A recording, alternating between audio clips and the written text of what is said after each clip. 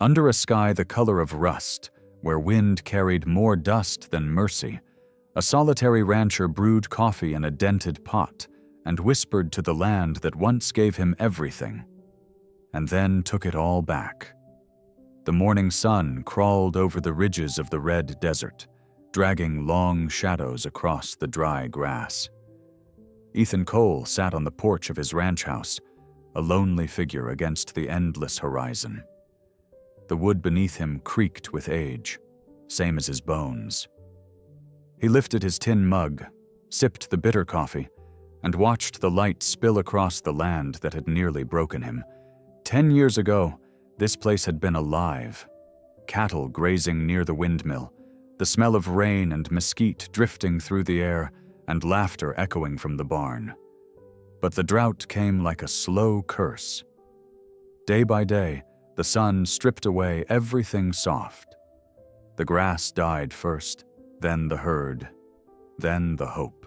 When the last steer fell, Ethan buried it himself under the lone cottonwood tree that still stood, half alive, half ghost. Now it was just him, an old bay horse named Dusty, and the sound of wind scraping over sand. He wasn't the kind of man who ran from the world. The world had simply stopped coming to him. Most days were the same. He woke before dawn, lit the fire, patched what needed patching, and talked to no one but the wind.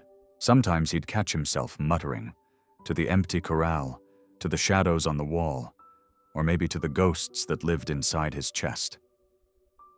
Just keep the land breathing, he'd tell himself, and you'll keep breathing too.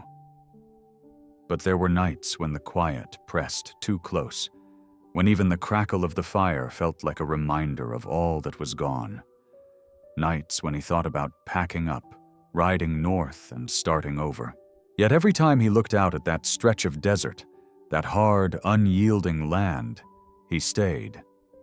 Because leaving felt like admitting defeat. That morning, the sky carried the copper hue of early autumn. The wind was sharp enough to cut through the seams of his jacket. Ethan saddled up Dusty, cinched the worn leather tight, and started the long ride toward Redstone Crossing. He didn't go often. Townsfolk talked too much and listened too little, but supplies were running low. Salt, nails, lamp oil, coffee, the kind of things that made life barely tolerable.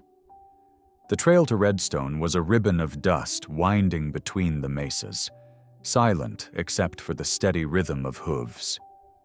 Coyotes watched from the distance, their yellow eyes following him like ghosts of the wild. By noon, he crested the final ridge. The town shimmered below, a cluster of wood and tin surrounded by the emptiness of the plains. The saloon piano banged faintly in the breeze, the same tune it had been playing for years. Ethan tied his horse outside the general store, dusted off his coat, and stepped onto the main street. Same faces, same tired buildings, same smell of whiskey and sweat. A few men nodded his way, cautious, polite. They knew him, or thought they did. Cole, they'd whisper, the man who stayed when everyone else left.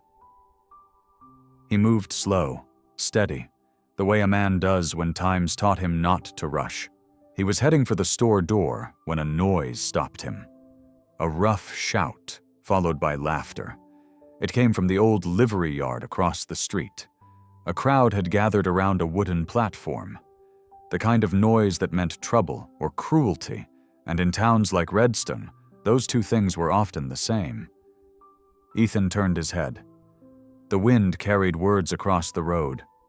"Auction? Last one left. Half price if she don't talk." His hand froze on the door handle. He didn't want to look, not really. The desert had taught him that looking meant remembering, and remembering was a kind of pain. But something in the tone of that laughter made him turn anyway. And that's when he saw her. A lone figure stood on the platform, wrists bound in iron, chin lifted against the afternoon sun. A woman, Apache, young, proud, unbroken. Dust clung to her skin, but her eyes were clear as river water, the kind you didn't see anymore out here. Ethan Cole had come to town for coffee and salt. But standing there, watching the jeers and the chains and the cruelty disguised as business, he knew the desert had just changed its mind about letting him live quiet. The sound hit first.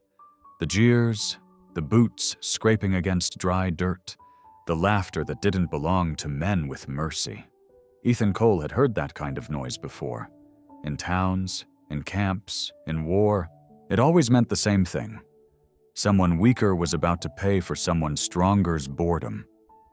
He pushed through the crowd gathered around the livery yard, the smell of sweat, tobacco, and cheap whiskey thick in the air. Flies buzzed over a barrel of spilled beer. Men leaned on railings, grinning, eyes glinting with something mean. Then he saw her. She stood on a splintered wooden platform, hands bound in iron, ankles raw beneath the dust. Her hair, black as obsidian, hung loose and tangled over her shoulders. The sunlight caught her skin, bronze and scarred, but unbowed. The chains looked heavy, but her stance didn't waver. She stood like the earth itself, punished, weathered, but never conquered. The auctioneer was a thin man with yellow teeth and a voice that cut through the air like a whip. "Last one left," he shouted. "She don't talk, she don't bow, and she damn sure don't smile." The crowd howled with laughter. One man spat tobacco juice on the ground near her feet. Another said, "Ain't worth feedin', leave her for the buzzards." Ethan's jaw tightened. He didn't move, not yet. His hand hovered near his hat brim, shading his eyes from the sun as he studied her face. There was no fear in it, no plea, only stillness, the kind that came from surviving too much. She looked past the men, past the laughter, and for a heartbeat, her gaze locked on his.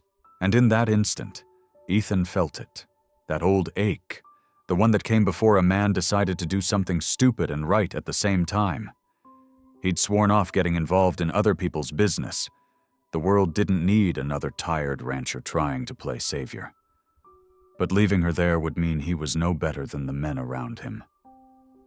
And he couldn't live with that. He stepped forward. The boards creaked under his boots. "How much?" His voice was low, even, but it sliced through the laughter like a bullet through glass. The auctioneer blinked, surprised. "For her? Hell, mister. She's not worth the feed she'll eat." "I didn't ask what she's worth," Ethan said. "I asked how much." The man squinted, then named a price that was more insult than value. Ethan pulled a handful of bills from his coat, the last of what he had from selling his winter hay. He handed them over without counting. The laughter died. Nobody expected him to follow through. The auctioneer shrugged, pocketed the cash, and bent down to unlock the chains. "You want a bill of sale?" he asked with a sneer. Ethan's voice stayed flat. "No, I didn't buy a horse." The metal clanked as the shackles hit the ground. The woman didn't flinch, didn't rub her wrists, didn't look relieved. She just stood still, eyes steady on Ethan. He turned and walked away without another word. His boots crunched over gravel. Behind him, the crowd started murmuring, disappointed now that the show was over. A few steps later, he heard her footsteps, soft, barefoot, following. He didn't look back. He didn't have to. At the wagon, Ethan climbed up and took the reins. She climbed in beside him, moving like someone who'd decided that motion was safer than stillness. The road out of town stretched ahead, long and pale beneath the noon sun. The mule started forward. Neither spoke. The sound of the harness creaked with the rhythm of the wheels, and dust rose behind them like smoke from a dying fire. Ethan reached into his coat, pulled out his old canvas jacket, and handed it across the seat. "For the cold," he said. She hesitated, eyes flicking to his, searching for something, a trap, maybe, or kindness she no longer believed in. Then, slowly, she took it, draped it over her lap, but didn't put it on. For miles, they rode without a word.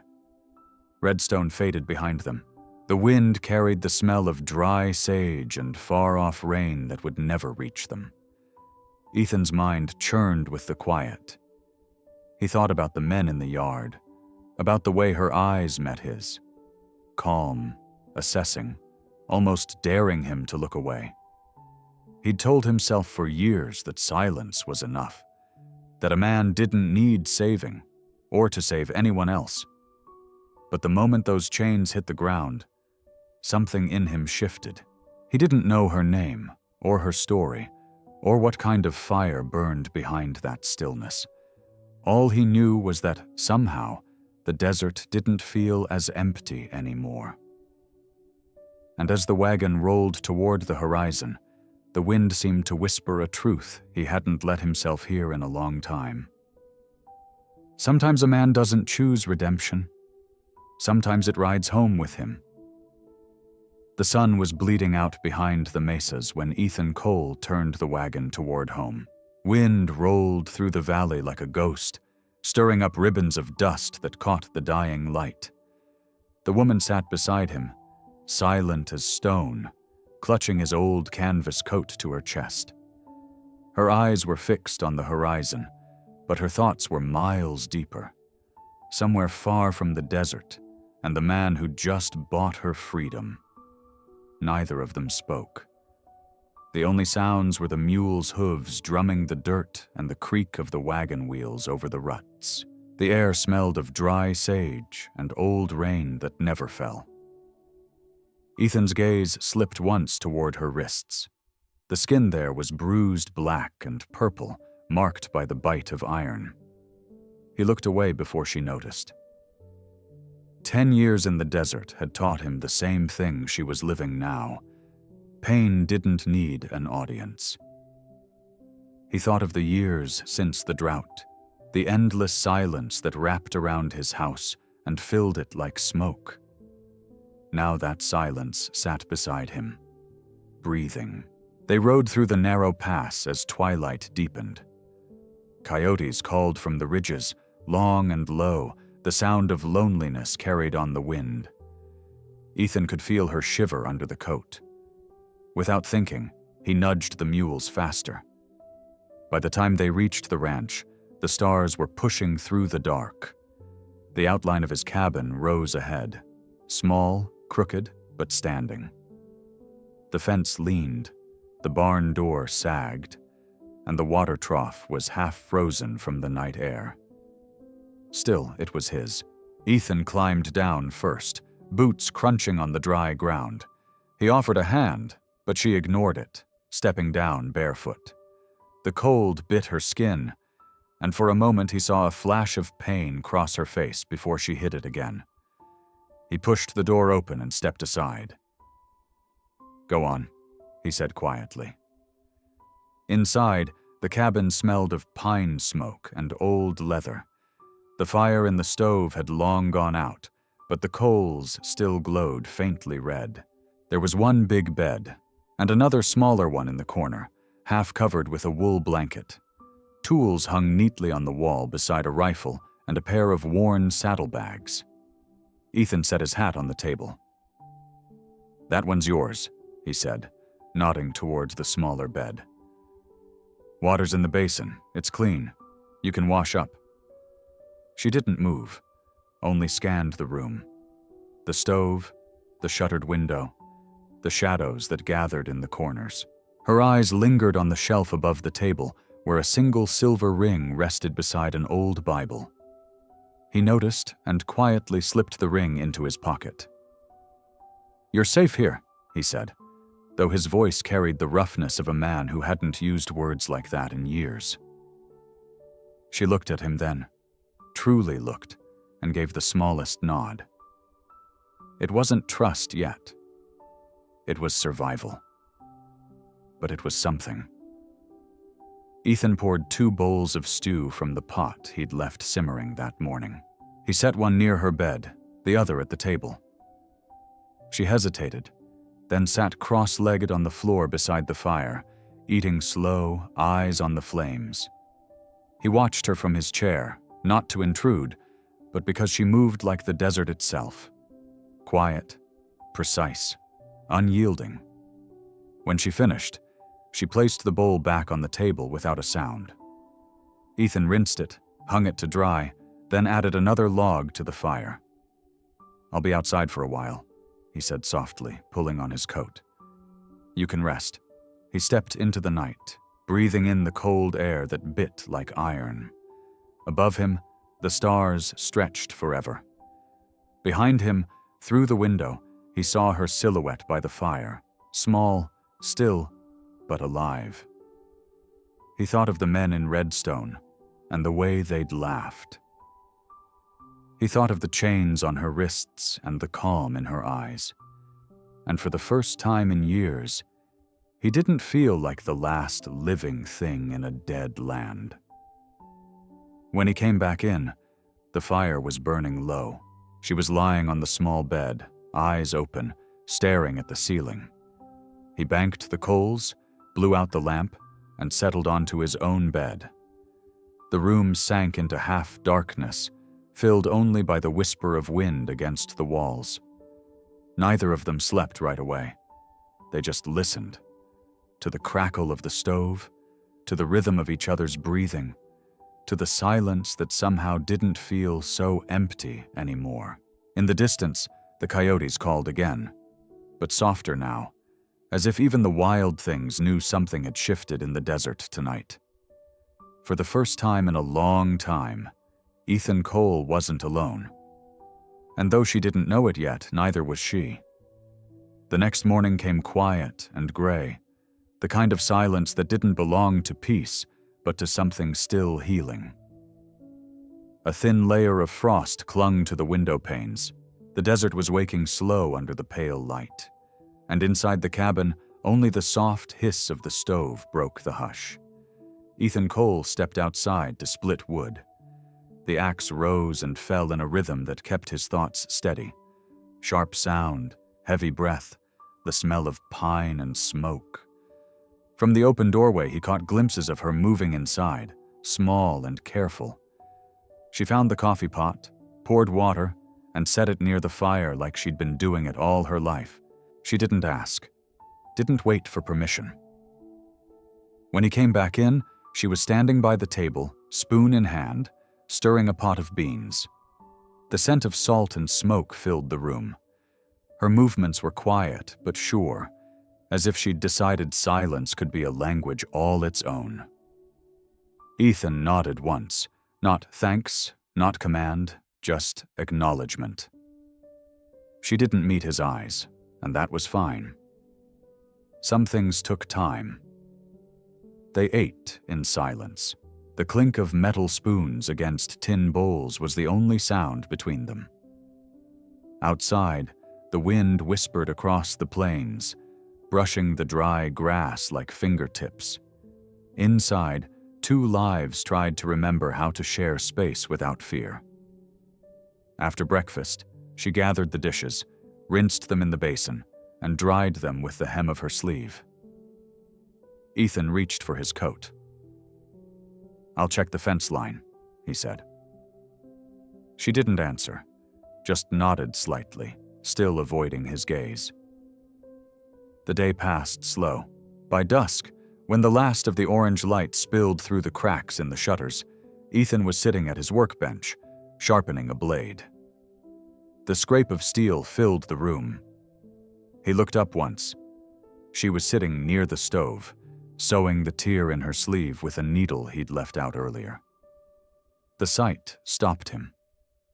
Not because of what she was doing, but how she was doing it. Patient, deliberate, like every stitch was a promise to herself. Night settled. The cold crept in again. Ethan fed another log into the fire. The glow flickered across her face. High cheekbones, strong jawline, the kind of beauty that didn't belong to softness but to endurance. She moved closer to the warmth, then knelt near the hearth, eyes fixed on the flames. Her face didn't move, didn't blink, just stared, as if fire was the only thing left in the world she could trust. Ethan watched her for a long moment. Finally, he spoke, voice low and rough. "What's your name?" For a heartbeat, she didn't move. Then she looked up, and her voice came, husky, unused to words. "Awanata." The name drifted through the air like the wind across tall grass, dry, haunting, beautiful. Ethan repeated it under his breath, tasting the sound of it. "Awanata." It felt right in his mouth, like a word that belonged to the land itself. She nodded once, then went back to watching the flames. He leaned back in his chair, eyes half closed, listening to the crackle of wood and the slow, steady rhythm of her breathing. Outside, coyotes howled at the moon. Inside, two souls, both broken in their own ways, learned how to share the same quiet without running from it. Later that night, when Ethan lay in bed, the wind pressed against the cabin walls, whispering through the cracks. He heard her shift once on her cot, the faint rustle of the blanket. Then stillness. He stared up at the rafters, thinking about the name. Awanata. It meant something wild, something free. He could feel it even if he didn't know the language, and for the first time in years, he didn't dread the silence. It wasn't empty anymore. It was full of breath, firelight, and a presence that made the desert seem just a little less endless. When he finally closed his eyes, he thought he heard her whisper something soft. Maybe a prayer, maybe a memory. He didn't understand the words, but he understood the meaning. It was the same thing that had carried them both this far. Survival. And maybe, if the land was kind, something more. The morning broke bright and raw, a pale band of gold stretching over the desert ridges. The frost had melted into beads of water along the fence line, glinting under the new sun. Ethan Cole walked the perimeter of his land, boots sinking into the sandy soil, eyes scanning for the sagging posts the last windstorm had knocked down. He didn't hear her approach. He only noticed her shadow beside his when he turned toward the barn. Awanata followed a few paces behind, her dark hair tied back with a strip of worn leather, a coil of barbed wire balanced in her arms. The sleeves of her dress were rolled up to her elbows. Ethan didn't say a word. Neither did she. There was no need. Out here, words were often wasted. He planted one end of the post, and she steadied it. The rhythm of work replaced conversation. The dull thud of the hammer, the squeak of wire pulling taut, the sigh of the wind sweeping through the dry grass. Dust rose and clung to their skin. Sweat drew dark lines through it. For hours they worked without speaking, side by side. Every movement said what language could not. "I'm here. I'll help. I won't run." By noon, the sun was sharp as a blade. The air shimmered with heat, and the scent of metal and sweat hung heavy. Ethan leaned against a fence post, pulled the cork from his water flask, and handed it to her. She hesitated a moment, then took it carefully, her fingers brushing his. Just a breath of contact. She drank slow, small sips, her eyes closed as if every drop might be her last. Then she handed it back with a short nod, her expression unreadable. Ethan studied her for a moment. The way her shoulders straightened, the way her hands, though small, were rough with old scars. There was no fragility there, no helplessness, only strength, the kind born from surviving everything meant to break her. He realized then she didn't need rescue. She just needed space, a place where no one told her who to be. By the time the last wire was strung, the sun was dropping low, turning the desert copper. Awanata stood back, breathing hard, looking at their work. Straight posts, tight lines, the boundary restored. She didn't smile, but something shifted in her eyes. It was the first flicker of pride he'd seen there. "Good work," Ethan said quietly. She didn't answer, but her chin lifted a little, and that was enough. They walked back to the house together. The dust rose around their boots like smoke from a dying fire. Ethan noticed the way she glanced toward the hills, scanning the horizon with the instinct of someone who'd learned to read danger in silence. He understood that look. He'd had it once himself, after the war, always waiting for something to come out of nowhere and take what little was left. At the barn, he hung his tools on the wall. She untied the bundle of leftover wire, coiled it neatly, and set it on the shelf without being asked. Then she brushed the dirt from her skirt and headed toward the water trough. Ethan watched as she knelt beside it, cupping water into her hands and wiping the sweat from her face. When she stood, her reflection shimmered in the trough, a woman carved by endurance, framed by the endless light of the desert. He felt a strange calm settle over him. For years, this land had been nothing but survival, one man against the elements. But today, with her beside him, something had changed. The silence no longer felt hollow. It had shape. It had meaning. When they returned to the cabin, the fire in the stove was low. She set the pot on to boil without a word. He sat in his chair, leaning back, the smell of smoke and earth thick around them.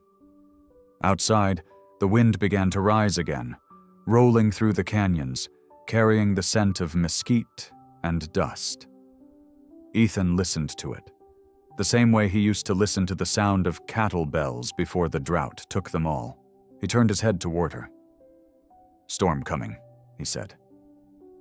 Awanata nodded, her eyes steady on the window. "I know."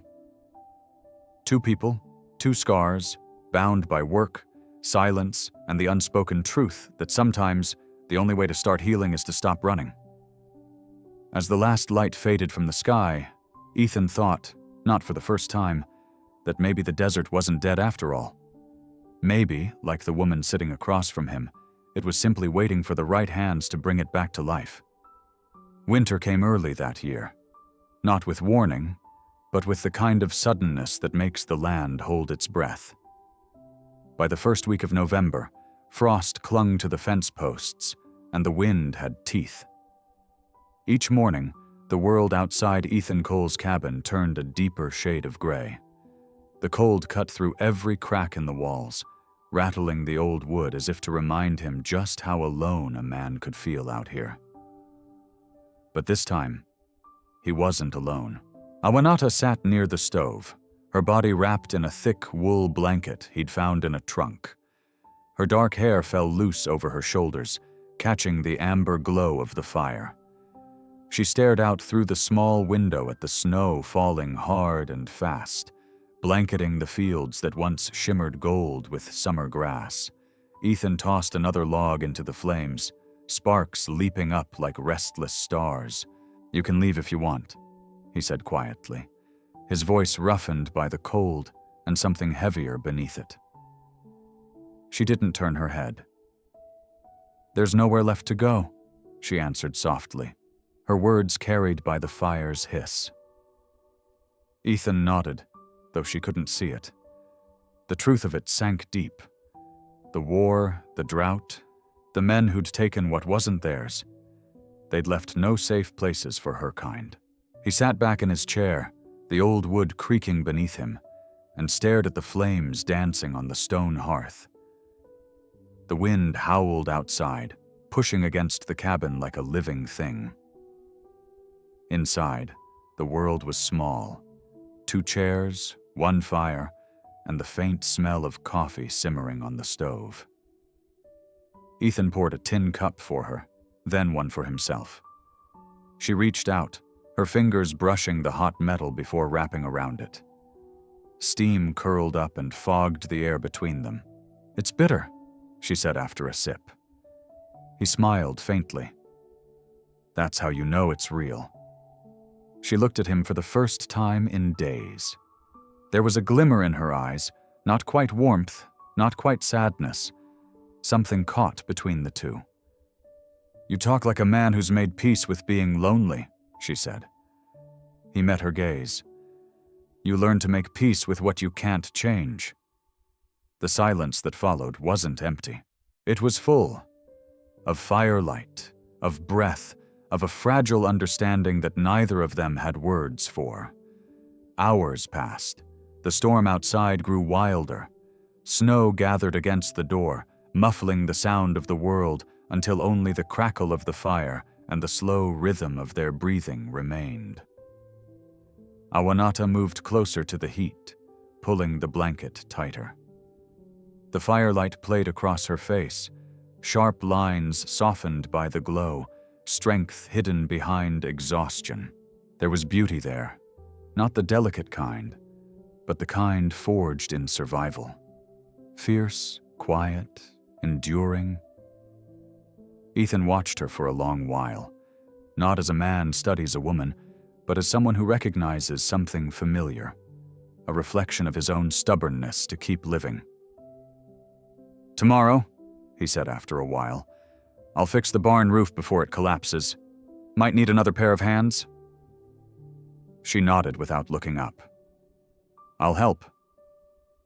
"Didn't ask you to," he said. "I know," she replied, and for the first time, there was a faint hint of a smile at the corner of her mouth. They drank their coffee in silence, and when the fire burned low, he stood to toss another log on.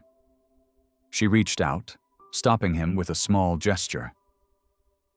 "It's enough," she said. "The night's long, but we're not cold." Ethan sat back down. For the first time in years, he realized she was right. The cold was still outside, pressing, clawing, endless, but inside, the silence had changed. It wasn't the silence of an empty room anymore. It was a shelter. When he finally drifted to sleep in his chair, the fire still glowed faintly on her face. And as the snow piled higher against the windows, she whispered something into the stillness, words in her language, words he couldn't understand. But he didn't need to. The tone said everything. It wasn't a prayer for escape. It was thanks, not to him, not even to the fire, but to the small, fragile warmth that had finally found its way back into both their lives. The wind outside was howling through the canyon that night, slicing against the cabin walls and finding every crack it could. The sky was black, the kind of black that swallowed sound, and the fire inside was the only thing that seemed alive. It threw a restless orange light across the room, painting two shadows that refused to touch. Ethan sat by the stove, mending a bridle strap, his fingers stiff from the chill. The storm had blown in from the mountains that afternoon, and hadn't let up since. He could feel the cold crawling through the floorboards, trying to settle in his bones. Awanata sat by the fire, her blanket draped over her shoulders, eyes locked on the flames. She hadn't spoken in hours, but her silence wasn't the same as it had been when she first came here. It wasn't guarded anymore. It was thoughtful. The storm screamed harder, rattling the shutters. One of them banged open, and Ethan rose to close it. When he turned back, she was standing, closer than she'd ever been before.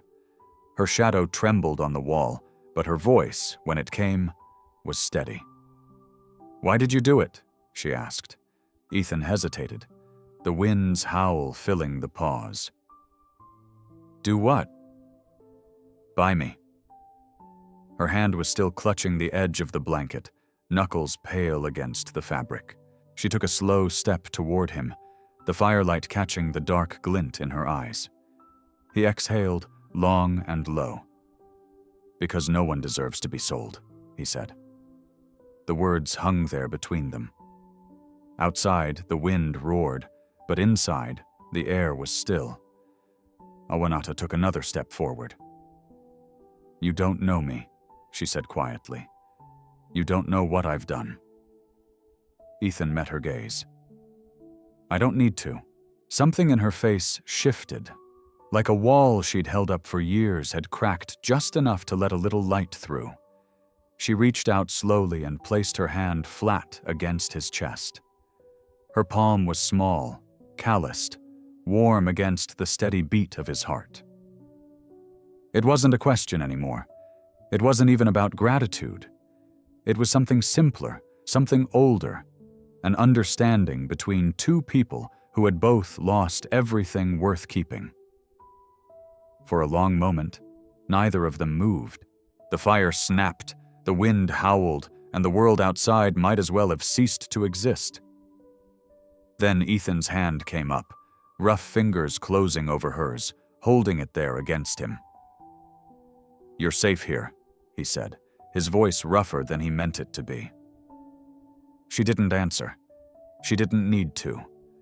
The way she looked at him, steady, searching, alive, was enough. That night, the storm raged on, beating against the windows and filling the darkness with its fury. Inside, they stayed close to the fire, closer than before. She didn't flinch when his arm brushed hers. She didn't pull away when the warmth between them deepened into something that wasn't just comfort anymore. It wasn't born of pity or loneliness, but from something quieter, a shared hunger to feel human again. When her hand slid from his chest to his shoulder, he didn't speak. Words would have broken it. She moved closer, the blanket slipping away, and he could feel her breath mix with his. No promises were made, no vows spoken, just the slow, unsteady rhythm of two hearts remembering what it meant to beat for something other than survival. The fire burned low, its glow fading to embers. Outside, the snow fell heavier, burying the land in silence.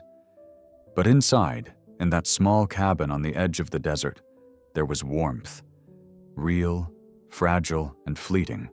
The kind that doesn't need to last forever to be true. By the time the storm quieted, the fire had died down to a faint, steady glow.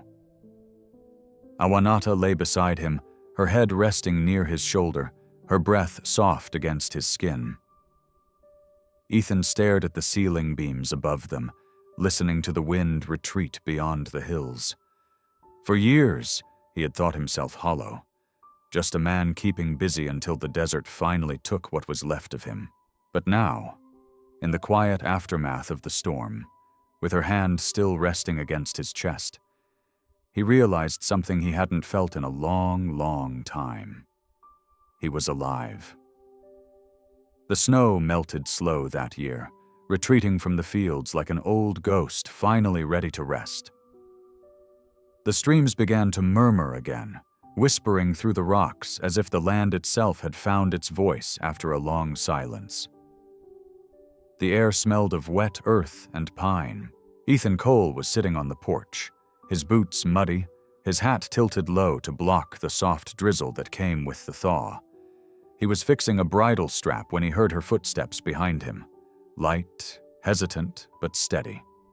Awanata stepped out, wrapped in one of his old flannel shirts. Her hair hung damp around her shoulders, dark and heavy from washing. The air between them was cool, but not cold anymore. She stood there for a long moment, watching the gray horizon before speaking. "This month," she said softly. "I'm late." Ethan stopped working. The sound of the creek seemed to grow louder in the stillness that followed. He looked up, his weathered face unreadable for a heartbeat, then softened, the corners of his mouth pulling into the faintest smile, warm as sunlight after weeks of gray. "If it's true," he said, "that child will grow up right here, in this land. The same dirt that tried to bury us will be the same that raises it." Awanata turned toward him, her expression calm, but her eyes bright with something that might have been fear or hope or both. "I want it to have a name," she said. "A home. A family." Ethan rose from his chair and stepped inside the cabin. When he came back, he was holding a small wooden box, worn smooth by years of handling. He opened it carefully, as though the past might still bite. Inside lay a single gold ring, its surface dulled but not broken. "It belonged to my wife," he said quietly. "She's been gone a long time." Awanata's gaze flicked from the ring to his face. He held it out to her, palm open, the gesture simple and without ceremony. "No preacher, no paper, just this. If you'll stay, stay as my wife." She didn't speak right away. The wind carried the faint smell of rain from the mountains. Finally, she reached out and took the ring, closing her fingers around it like it was something fragile, something alive. "I'll stay," she said, her voice barely above a whisper. "Not because I owe you, but because I choose to." Ethan nodded, his throat tightening in a way that surprised him. "That's all I'd ever ask." They stood there in silence, the world around them shifting from winter to spring. The barn door creaked in the distance. A hawk circled high above the meadow. The land, once barren, was beginning to breathe again, small patches of green pushing through the brown earth.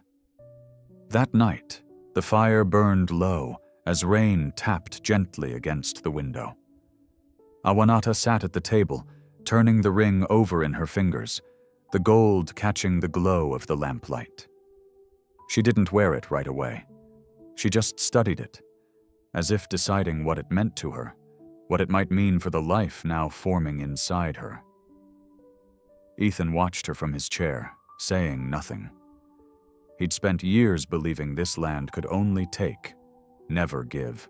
Yet here it was, offering him something new, something fragile, something real. When she finally slipped the ring onto her finger, she didn't look up. But he saw the change in her face. Not joy, not exactly, but peace. Outside, the storm eased. The moon broke through the clouds, laying silver light across the fields.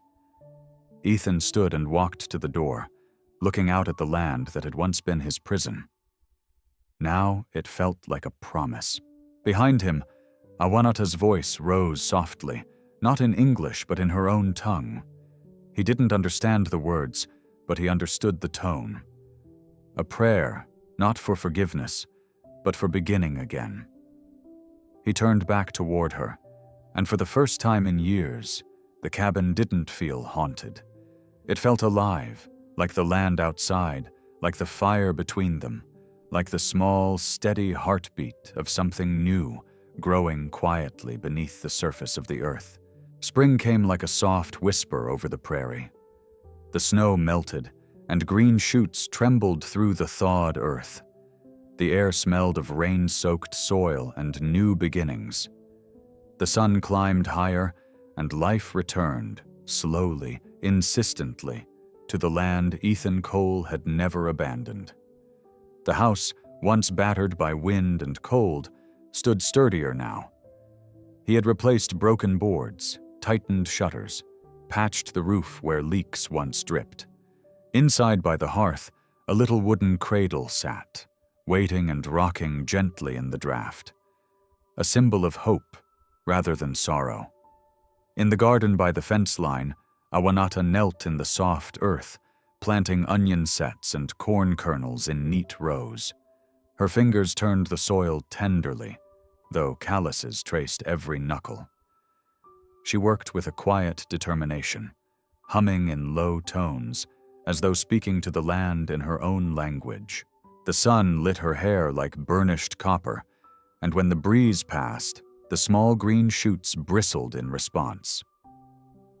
Ethan built a new livestock pen along the southern fence, hammering boards with purpose. For months, he had walked the perimeters, measuring, planning. Now he nailed posts and joined rails, and somewhere between the strikes, he found his voice again. He whistled to the cattle as he worked, the same tune his father had taught him years ago, a melody meant to call cows home. The sound rang across the field, unfamiliar yet welcome after so many silent seasons. They lived simply, but fully alive. Meals were prepared over the hearth. Evenings were spent repairing, planting, dreaming. Their laughter, cautious at first, grew in strength. Conversations meandered from practical things, soil, rainfall, pests, to deeper matters. Stories of storms, of survival, of what it meant to start again. One warm afternoon, the wind stirred the porch curtains, carrying the scent of wild juniper and new grass. Ethan walked out onto the veranda, saw Awanata at the edge of the yard, her silhouette framed by sunlight and green fields. Her hands were dusty, her clothes earth-stained, but in that moment, she seemed as vital as any living thing on the land. He stepped quietly behind her, wrapped his arms around her waist, pulling her close. She turned her head, resting her cheek against his chest. The breeze whispered through the grasses. She asked softly, almost hesitantly, "Do you ever regret it?" He pressed a kiss to her hair, inhaling the scent of fresh soil and promise. "No," he said. "If I had to do it over, riding into Redstone, paying for that unfair sale, I'd do it again, 1,000 times over." She touched his jaw, then lowered her hand to rest against the cradle inside the house, near the hearth where the fire's glow still lingered. Her eyes glistened. "Then I'm glad," she whispered. He held her closer. The world around them breathed in unison, wind, earth, life returning. The fields whispered, the timbered fences stood firm. The land that had once tested them now nurtured them. When evening came, Ethan walked her inside, closed the shutters against dusk, and lit the lamps. In the soft glow, they moved through the rooms, the cradle, the walls lined with tools, the quiet corners that once felt empty. Now each room held something: promise, patience, the weight of new memories. They sat by the hearth, side by side, hands interlaced. Outside, the night was gentle. Crickets sang. The wind soothed itself to sleep. Inside, a fire crackled. In that moment, the past felt distant but honored. The scars they carried had shaped them, but they did not define them. Beside the woman he once rescued, now his partner in every sense, Ethan Cole realized the miracle wasn't just in saving a life, but in making a home. And as they whispered low prayers to the land, to their future, to the life stirring within, the fields beyond their windows glowed faintly in moonlight. The desert, that harsh, unforgiving teacher, now leaned in soft. It allowed them to breathe. They stayed there long into the evening, two souls rooted in the same soil, their lives entwined, their pasts remembered but no longer triumphant. The new life they had forged, like the first green shoots that pierced winter's hold, spoke of resilience, love, and a home rebuilt from the ashes of abandonment. The dawn came slow across the desert, painting the horizon in shades of copper and gold. The red earth shimmered as if the sun itself had struck it into flame. The chill of night faded beneath the first warmth of morning, and with it came the soft chorus of life, the call of a distant bird, the creak of the windmill turning again, the whisper of new grass bending under the light.